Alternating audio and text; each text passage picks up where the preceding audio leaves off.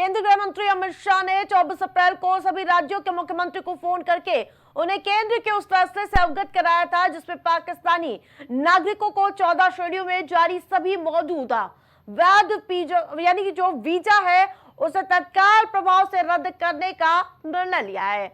और उन्होंने राज्यों से यह सुनिश्चित करने को कहा था कि वे अपने यहाँ रह रहे पाकिस्तानियों और अन्य अवैध प्रवासियों का पता लगाए और उन्हें 26 से 29 अप्रैल तक की समय यानी कि सीमा के भीतर जो घुसे हुए हैं भारत में हैं उन्हें भारत छोड़ने के लिए कहे।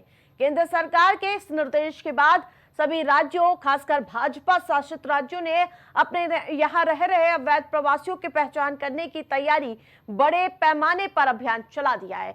इसी सिलसिले में गुजरात के अहमदाबाद में 500 से ज्यादा संदिग्ध प्रवासियों को हिरासत में ले लिया गया। अहमदाबाद में से 500 से ज्यादा तो वहीं सूरत में 100 से ज्यादा लोगों को हिरासत में लिया गया है। फिलहाल जो आपको बता दें कि फिलहाल पहलगाम में हुए आतंकी हमले के बाद अवैध घुसपैठियों के खिलाफ सरकार पूरी तरह से सख्त रुख अख्तियार करती हुई नजर आ रही है। पहलगाम में हुए आतंकी हमले के बाद भारतीय सुरक्षा बलों का ऑपरेशन जारी है। पुलवामा में सक्रिय आतंकवादियों के घरों को भारतीय सुरक्षा बलों ने ध्वस्त कर दिया है।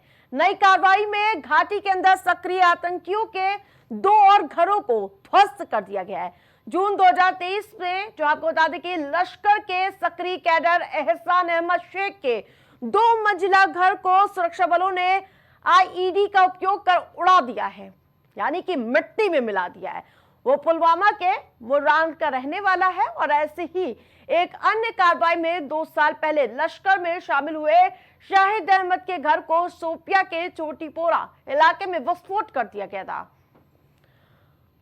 पहलगाम हमले के बाद पिछले 48 घंटे में कुल 6 आतंकियों के घरों को ध्वस्त किया जा चुका है।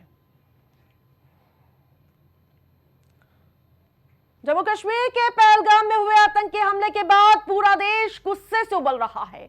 इस बीच महाराष्ट्र के मंत्री नीतीश राणे ने शुक्रवार को कहा कि हिंदुओं को किसी भी दुकानदार से कुछ भी खरीदने से पहले उनका धर्म पूछना चाहिए। दुकानदार को अगर हनुमान चालीसा नहीं आती तो उससे सामान नहीं खरीदना चाहिए। मंत्री राणे का यह बयान पहलगाम हमले के बाद सामने आया है। मंत्री के इस बयान के बाद कई तरह के सवाल भी उठने लगे हैं। बता दें कि रत्नागिरी जिले में जो आपको बता दें कि रत्नागिरी जिले के दापोली शहर में एक सभा को संबोधित करते हुए राणे ने कहा कि उन्होंने मानने से पहले हमारा धर्म पूछा है, इसलिए हिंदुओं को भी कुछ खरीदने से पहले उनका धर्म पूछना चाहिए। अगर वे आपका धर्म पूछ रहे हैं और आपको मार रहे हैं तो आपको भी कुछ खरीदने से पहले उनका धर्म जरूर पूछना चाहिए। लेकिन जिस प्रकार से आतंकिस्तान ने कायराना हरकत की है ये हमारे समाज में नहीं आना चाहिए। इस तरह की बयानबाजी हमारे समाज के लिए ठीक नहीं है।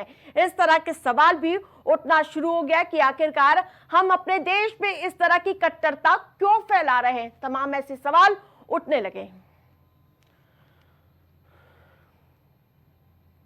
तो धर्म पूछकर हनुमान चालीसा सुनकर ही संभाल लीजिए, इस तरह का बयान का क्या काम है। तमाम ऐसे सवाल भी उठने लगे हैं। मंत्री नीतीश राणा ने यह बयान पहलगाम हमले के बाद दिया है। हमारे देश में एकजुटता है, अखंड भारत है हमारा, वहां इस तरह का बयान नहीं कारगर होगा क्योंकि हम गंगा जमुनी तहजीब को लेकर आगे बढ़ते हैं। हम आतंकिस्तान नहीं है और भारत में इस तरह के बयान की कोई जगह नहीं है।